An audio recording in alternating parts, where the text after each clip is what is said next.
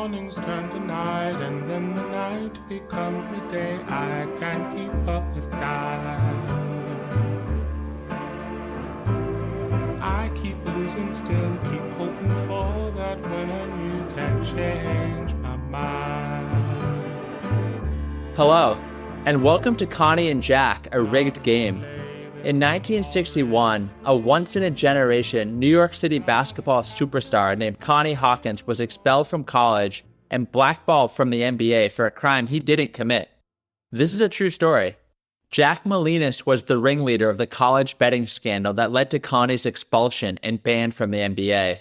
Their lives are perfect to juxtapose with one another. While Connie wants one shot in life, Jack has many, but can't manage to get out of his own way. Their lives briefly intersected, and it had an outsized impact on Connie's life. You know those chance meetings in life that end up being a huge benefit for you? This was the exact opposite of that for Connie. And that's who this story begins and ends with, our oversized underdog. Not a slave if I'm already free. Not a captive if it's where I wanna be. Nobody had ever wanted Connie, and now everyone wanted Connie.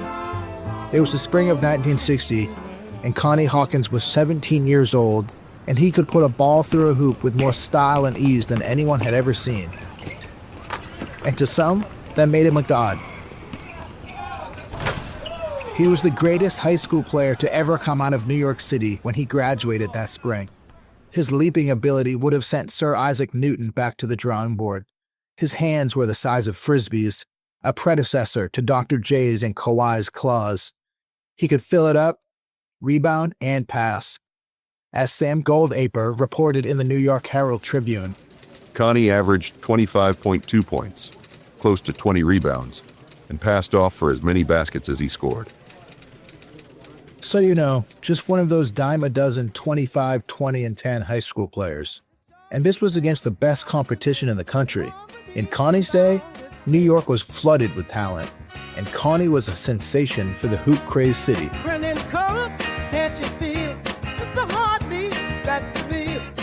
The Pittsburgh Post-Gazette wrote about Connie. For 3 years, he was all-city and all-state, and he holds most of the high school scoring records in New York City. One of Hawkins's marks is 60 points scored in a game. He did that despite going against the zone defense in which 3 players were guarding him. A box in 1 and a triangle in 2 are known zone defenses, but an I formation in 3 is an act of desperation, one that still failed to slow him down. Charley Rosen wrote in The Wizard of Odds, "Whichever college Hawkins chose would become the odds-on favorite to win the national championship." Former NBA and ABA player Jerry Harkness said, I recall seeing Connie, while he was still in high school, play against a team of pros that included Wilt Chamberlain, and Connie held his own. In high school, he was already the greatest talent I had ever seen. When he played with kids his own age, it was ridiculous. He just toyed with them. He was already as good as the pros when he was 16. He had those huge hands, and he could do anything he wanted with the basketball.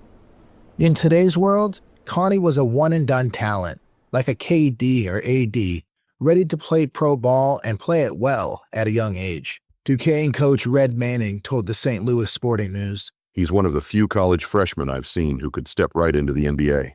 I know he could. He's that good.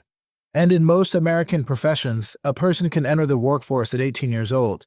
The NBA was not one of them. If Connie had come along after 1972, it would have been different. In that year, the NBA's draft eligibility rules changed.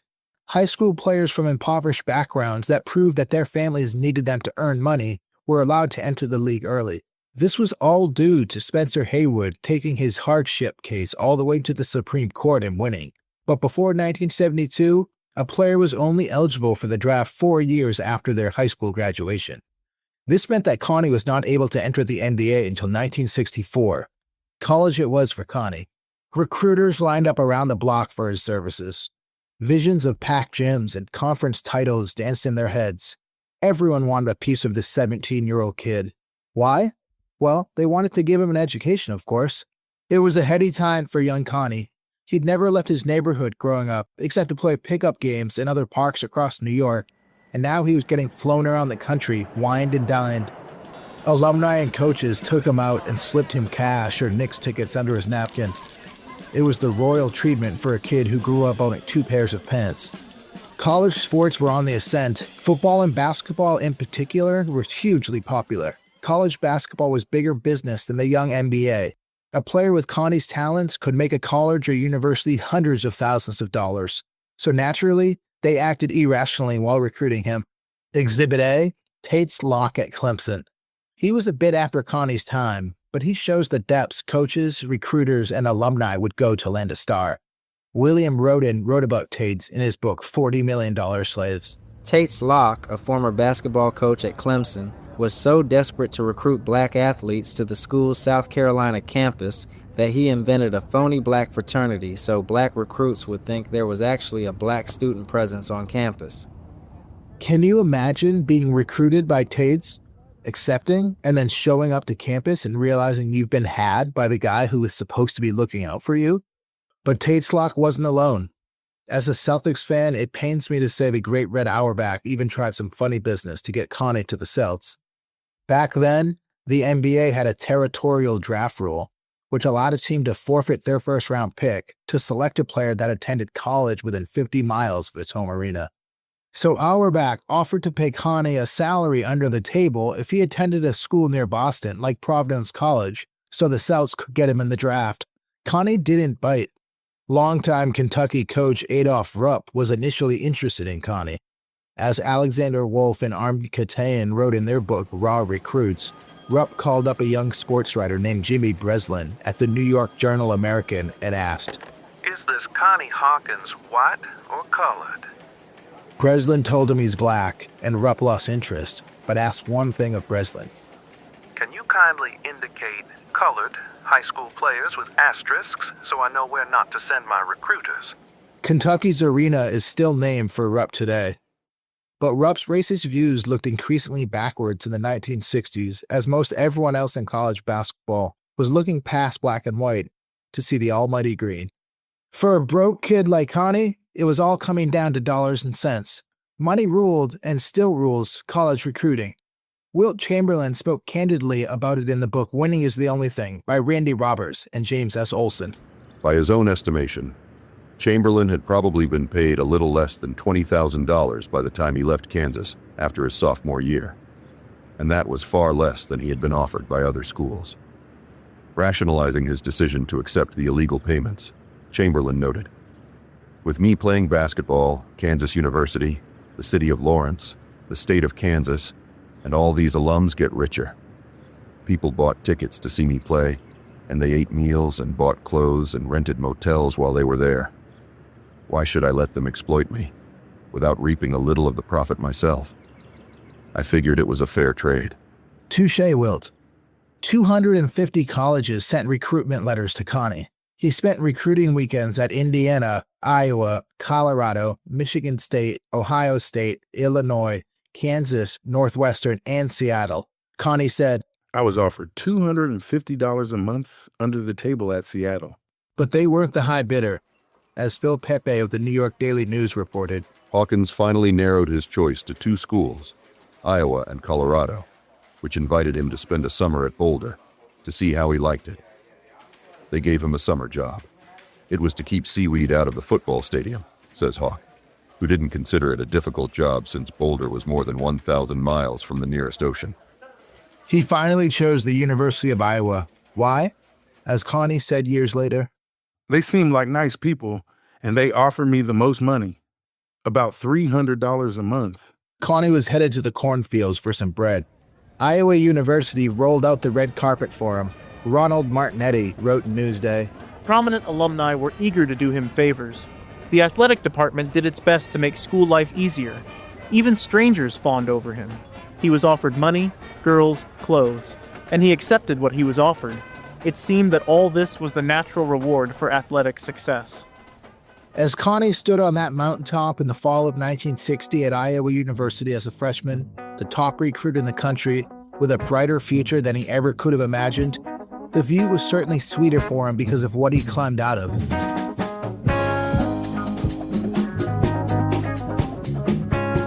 In fact, the campus in Iowa City might as well have been the Wizard of Oz for Connie, who grew up in the Bedford-Stuyvesant neighborhood in Brooklyn. He was born on July 17, 1942, 6 months into America's entry into World War II, in a time when the country and its citizens' future freedoms looked anything but certain. A trying time, but still hopeful as the war in the Pacific was beginning to turn. Trying but hopeful. That's how many people of the Great Migration felt as they traveled north from the South at this time for a better life. Among them were Connie's parents, Dorothy and Isaiah. They both worked in the tobacco fields in North Carolina and were hopeful for a better future when they landed in New York, but quickly realized it would not be easy. They found the pace of city life moved too fast. People weren't as friendly. It was a courageous act for them to leave family in search of a better life, though the hostilities of the city made them question their decision at times.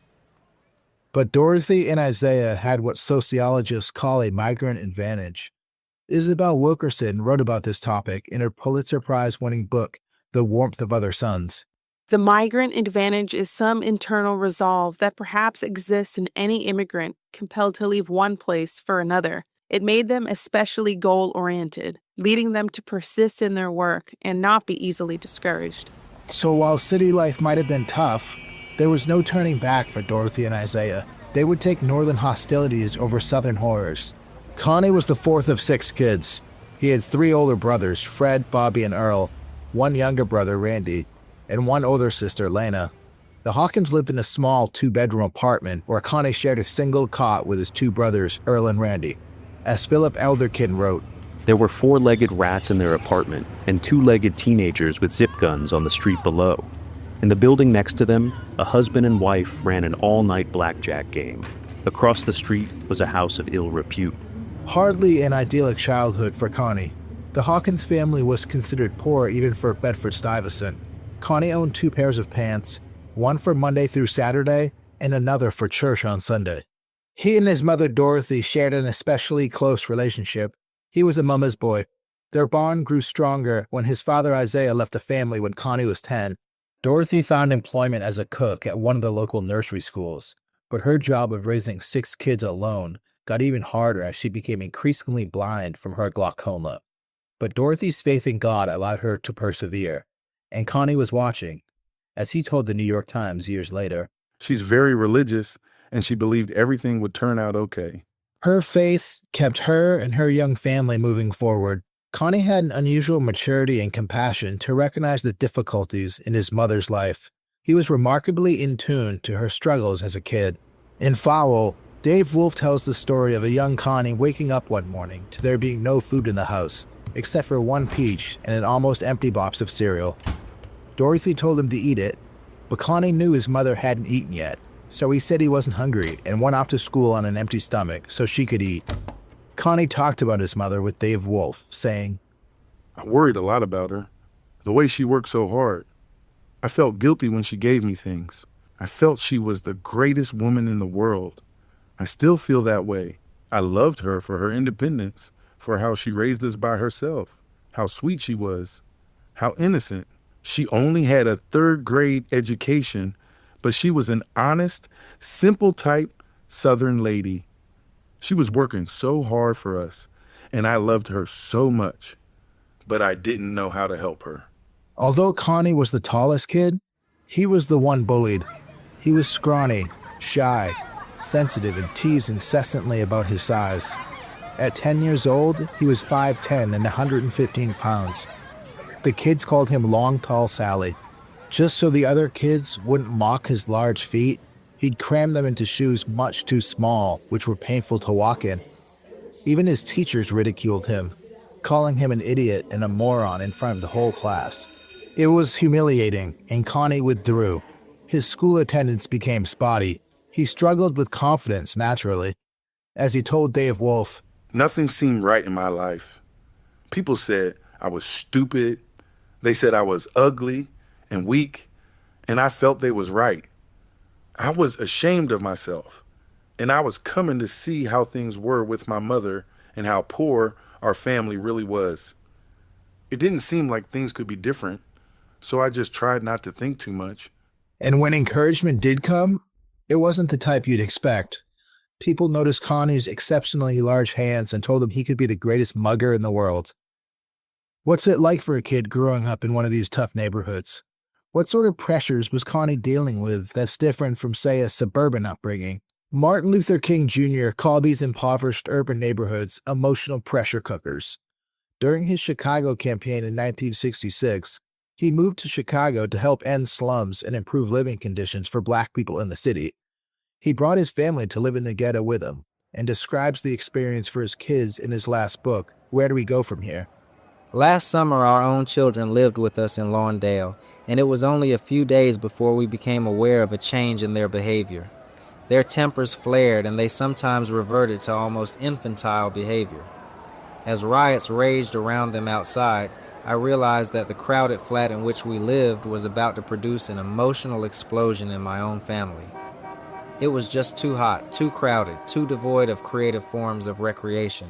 There was just not enough space in the neighborhood to run off the energy of childhood without running into busy, traffic-laden streets. And I understood anew the conditions which make of the ghetto an emotional pressure cooker. There were no riots outside Connie's door. Those hadn't started yet. But his life was undoubtedly stressful in Bed-Stuy. Hope was hard to come by. The brilliant imagination and dreams of any kid certainly were dulled by the despair cramping him from every angle. And then, Connie found basketball.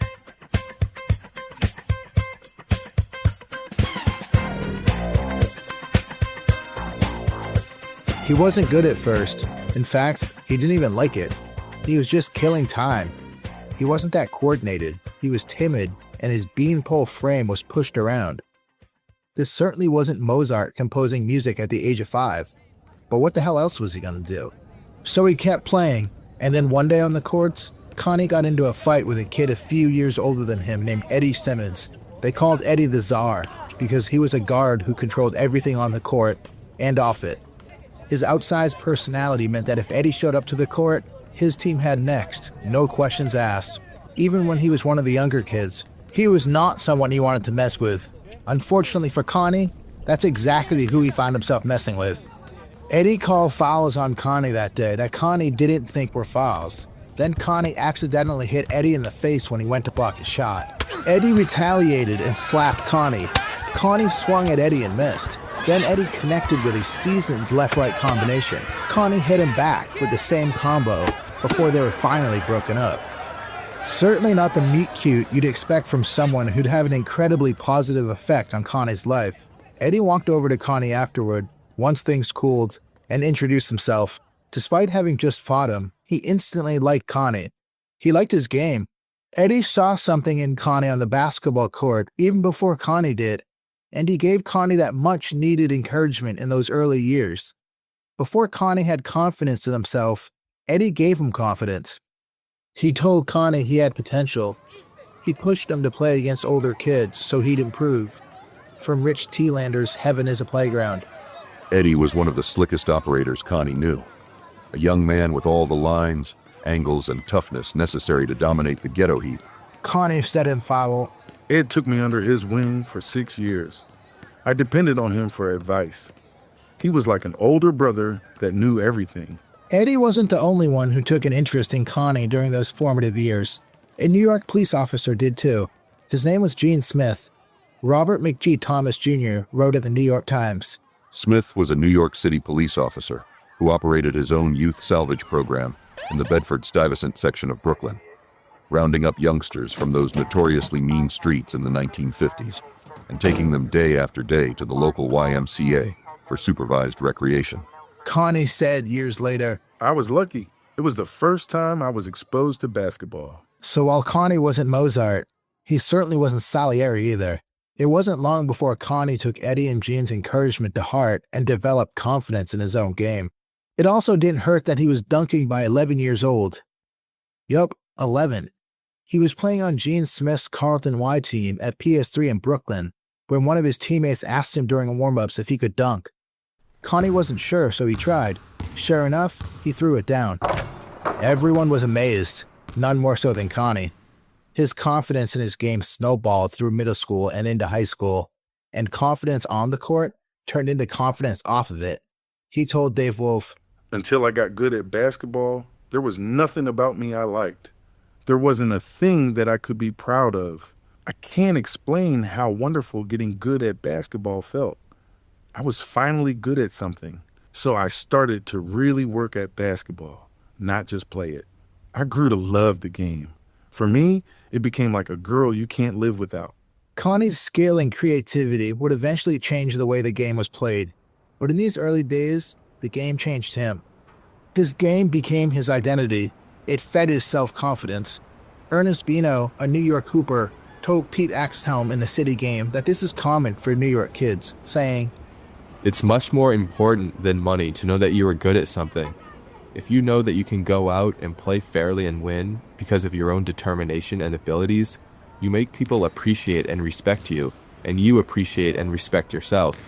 Connie soon understood that basketball was his thing, his way out of the Bedford-Stuyvesant pressure cooker. In Jack Olson's 1968 SI series titled The Black Athlete, A Shameful Story, he quotes James Baldwin, writing, "Every Negro boy realizes at once profoundly because he wants to live that he stands in great peril and must find with speed a thing, a gimmick, to lift him out, to start him on his way. And it does not matter what the gimmick is."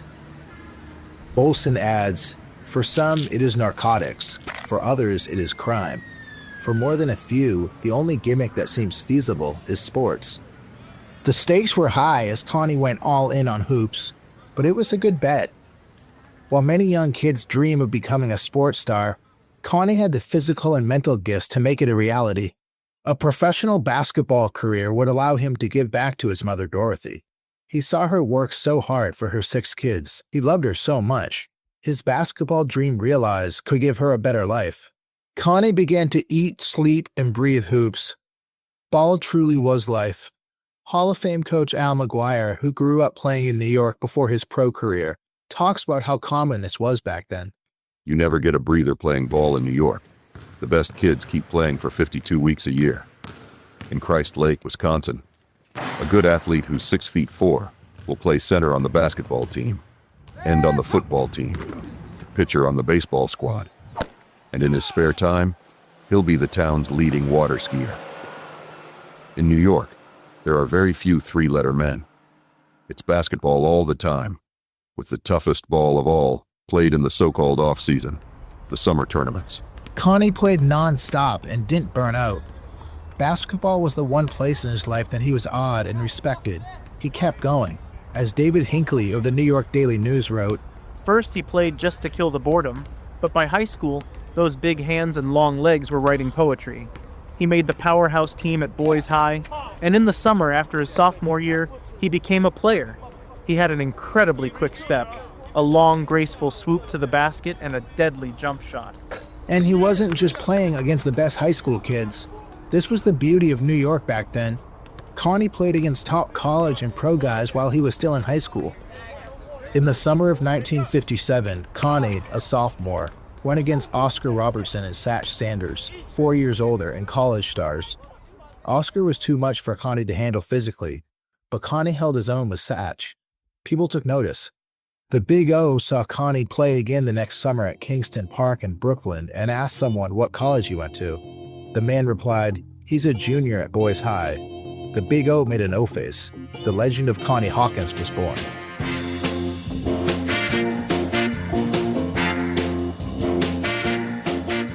Back then, the schoolyard game was 3-on-3. Connie played with Eddie Simmons and Jackie Jackson, who was also a couple of years older than him, and they quickly became one of the toughest teams in the city, traveling across the boroughs to find the best games, which were intense. As Sonny Johnson said in the City game, "One thing about the top players is that even a pickup game is a serious thing. You don't just play the game for the hell of it. It's an ego thing, and I'm better than you are thing, and also a personal thing. You want to prove to yourself just how much you can do and how much you're worth." And if you lost, good luck getting back on the court that day. Fortunately for Connie, Eddie, and Jackie, they weren't losing much. Eddie and Jackie each had citywide reputations in their own right. Celtics great and Rucker legend Tiny Archibald, who grew up in the Bronx around that time, said, "My idols were Lenny Wilkins and Bob Cousy. But the greatest ball handler I ever saw did not play professional ball. His name was Ed Czar Simmons. Not a bad guy to have running the show for Connie's team. And you can probably guess what jumpin' Jackie Jackson was known for. At 6'4", Jackie was one of those guys you hear about that can pick quarters off the top of the backboard. Must be nice. Jackie got drafted by the Philadelphia Warriors in '62 and then went on to have a long career with the Globetrotters. Slam magazine named Jackie the number 5 dunker of all time, behind a who's who of the greatest dunkers ever: Dr. J, Dominique, Jordan, and Vince Carter. So yeah, Connie, Eddie, and Jackie were an absolute wrecking crew around New York in the late 50s. Their legends grew as they stacked up playground wins in the summer and boys' high wins in the winter. Living in New York afforded Connie another benefit. The Hoops Mecca, MSG, was only a bridge away from Bed-Stuy. Back then, you couldn't take inspiration from a player's greatness by watching them on TV. You had to see them in person. It's a critical difference when you think about how a kid develops their game. It was much more advantageous to be in New York than, say, Fergus Falls, Minnesota. No offense to the Fergus Falls community. And though Connie couldn't afford tickets to games at MSG, that didn't stop him. As he told the New York Times, "My motto was Elgin Baylor. My friends and I used to sneak into the old Madison Square Garden to see him play. Before Baylor, basketball was a more stand-up-and-shoot game." Seeing Elgin Baylor play was a key to Connie's development as a young player. He expanded on his love for Baylor to Slam magazine. "He was the first guy I'd ever seen who had that certain flair for the game. I adapted my game after his. See, once you learn to play in the schoolyard, you can almost adapt your game to anything. So naturally, with Elgin having that type of skills, I adapted my game to what he was doing on the court." Baylor played the game in the air with his signature running bank shot. He pulled up and hung in the air for an actual jump shot. It seems quaint now, but this was game-changing stuff in the late 50s when basketball was still a more stiff, grounded sport.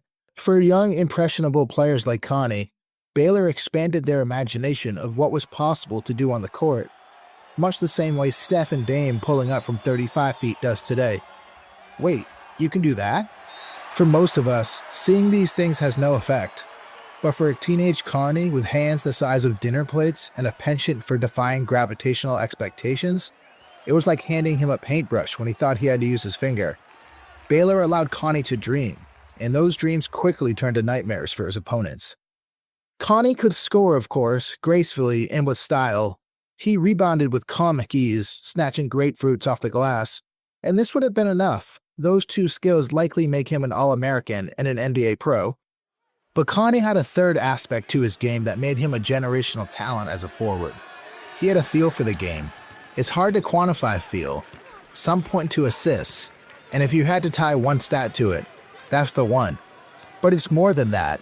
As hard as it is to quantify feel, it's clear as day when someone has it.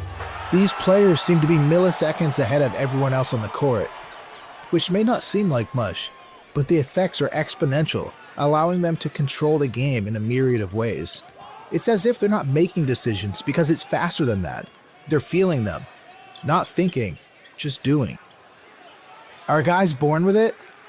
Can you learn it? Who knows, but holy smokes, when guys have feel, it's one of the most beautiful things to watch. Phoenix sports writer Dave Hicks wrote about Connie. "It's like he's playing a very fast game of chess. He knows what's happening everywhere." David Hinckley of the New York Daily News wrote, He had playground moves with an instinctive understanding of who should be where and when, doing what. And finally, Pacers ABA great Mel Daniels said, "A guy who was a basketball person could watch Connie and see the subtle things. His passing, how he blocked shots and rebounded, and knew how to help out his teammates on defense." And the common trait amongst guys with feel is that their teams generally win. A lot. Connie was no exception. Connie led boys high to a city championship in his junior year, and then ran it back in his senior year, ripping off 40 straight wins. He was named to the All-City team, Parade Magazine's high school All-American team, and was named Mr. Basketball USA, which goes to the best high schooler in the country. You've heard of a lot of the winners: Wilt, the Big O, Moses, Ewing, J-Kid, KG, T-Mac. Trivia question: can you name any of the 3 guys that won Mr. Basketball USA twice? Okay, if you said Kareem or LeBron, pat yourself on the back. If you also knew Jerry Lucas, good lord, well done, that's almost a concerning level of knowledge. Back to Connie. If he spent a lot of time floating through the air in those days, he was also walking on water. As Howie Evans wrote in Amsterdam News, Connie owned God status. Connie's transformation from the ages of 10 to 18 was remarkable. At 10, he was the kid getting bullied, picked on. His mother seemed to be the only one giving him positive attention. 8 years later, God status. Everyone wanted a piece of him. He was popular. Girls wanted to date him. David Hinckley wrote, After years as the butt of every joke, suddenly people wanted to be like him. Long, tall Sally was now the Hawk. Connie stayed humble throughout this transformation. Phil Pepe wrote, I found him to be a pleasant, warm, kind, sensitive, and considerate young man. It was about as beautiful of a success story as you could imagine. People didn't yet know about the nightmare plot twist lying ahead.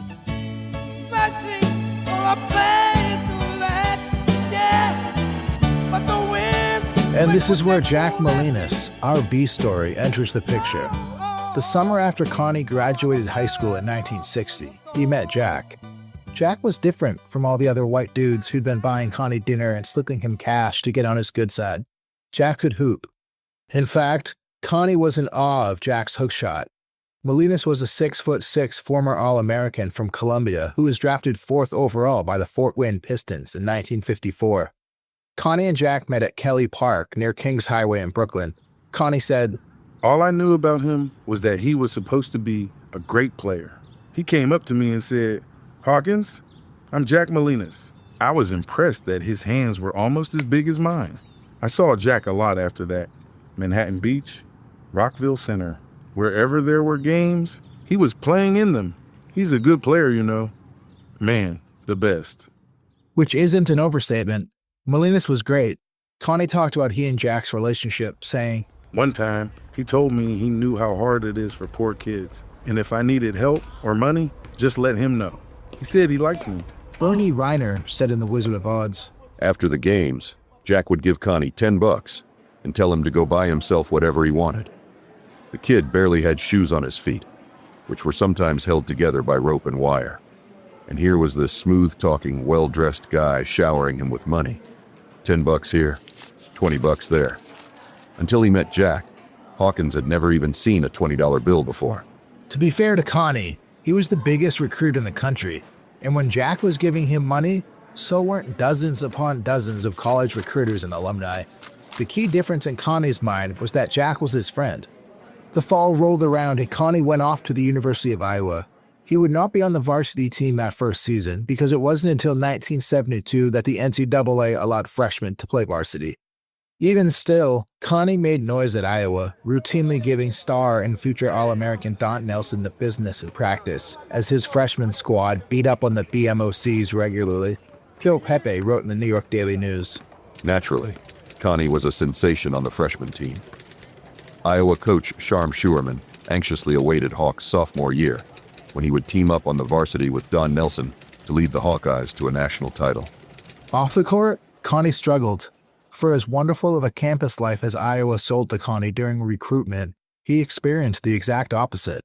Celebrated on the court, no one wanted to socialize with him off of it. His isolation on campus was depressing. In Bed-Stuy, life was harsh, but he was with his people. At Iowa, life was wonderful, but he couldn't take part in it. It was like he was window shopping.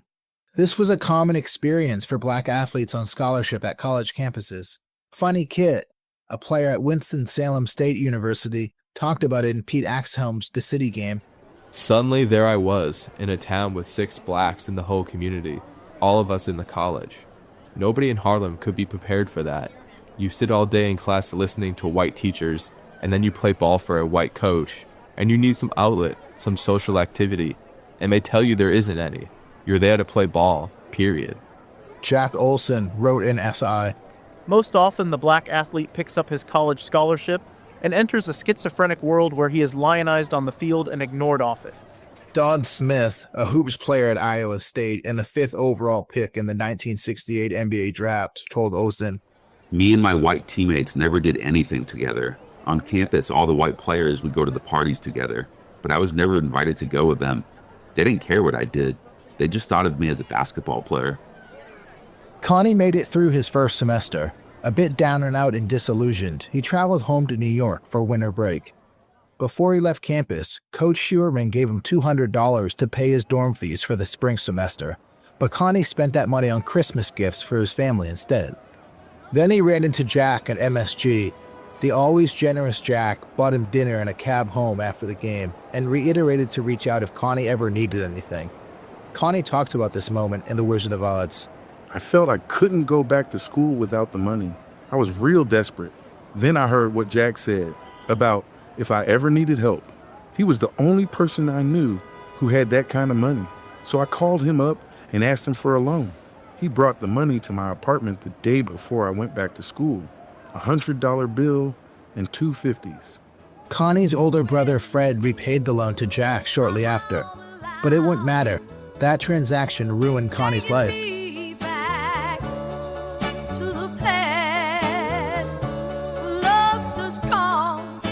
On Thursday, April 27th, 1961, in the spring of his freshman year, Connie was with an English tutor when he was summoned to Coach Schuerman's office. When he arrived, Anthony Bernhard, a New York detective, showed him mugshots of Jack Molinas and Joe Hacken. Connie said he recognized them. They were guys he knew from New York. He told the detective how he'd borrowed $200 from Jack over Christmas and paid him back, as Dave Wolf wrote in Life magazine. He told the detective he had been with Jack Molinas about a dozen times, but he could identify Hacken's picture only as Joey. Bernhard said he wanted Connie to come to New York to help with the investigation. He promised Schuerman that Connie would be back in 3 days. By the time Hawkins returned to Iowa 2 weeks later, his life was in shambles. Connie hadn't even brought a change of clothes to New York with him. Detective Bernhard wouldn't even allow Connie to call his mother to let her know he was in town.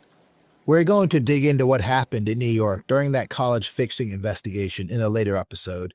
But for now, just know, Connie was accused of introducing other players to Jack and Hacken, but it never happened. He was innocent, and he was never charged with a crime. So while he was shaken from the experience when he returned to Iowa City in mid-May, 2 weeks later, he was happy to have it behind him. Coach Schuerman picked him up at the airport. Dave Wolf wrote in Fowl. Connie assumed they would drive directly to his dorm, but Schuerman turned his car onto a side road. Connie says, he started asking me about the DA's office. When I think back, I have a feeling he'd talked to somebody there. I told him what happened and how I was glad I was back and everything was okay. All of a sudden, he's telling me I'm too far behind in my work and there ain't no way I can catch up and I have to leave school. At first, the coach's words didn't register with Connie. Then he began to beg and weep. I told him I'd get extra tutors and work day and night to pass, but he said it was best that I drop out. I started to realize it wasn't just the grades. It was what happened in New York. He said dropping out was best for me and best for the school. I think he mentioned something about having a bad name. I couldn't believe what was happening. Iowa University wasted no time. They called it a voluntary withdrawal, and Connie's letter stating as such was backdated a week before Coach Schuerman even picked him up at the airport. Suddenly, Connie was living in a never-ending bad dream. He would later call it the worst time of his life. First, the brutal 2-week investigation, and now they were telling him to leave school, and this was after they'd fallen all over themselves trying to land him a year earlier. He told the Dubuque Telegraph-Herald that he had done nothing wrong since graduating high school and that he was innocent. He kept telling everyone that, but no one came to his defense. Connie's story is about injustice. It's about the callous and unfair treatment he received in this moment and afterward. In May of 1961, Connie got booted back to Brooklyn. The wonder kid suddenly not so wonderful. His hopes and dreams for the future, his one shot out of the bedside pressure cooker, the better life he was going to give his mother Dorothy, all gone in the blink of an eye.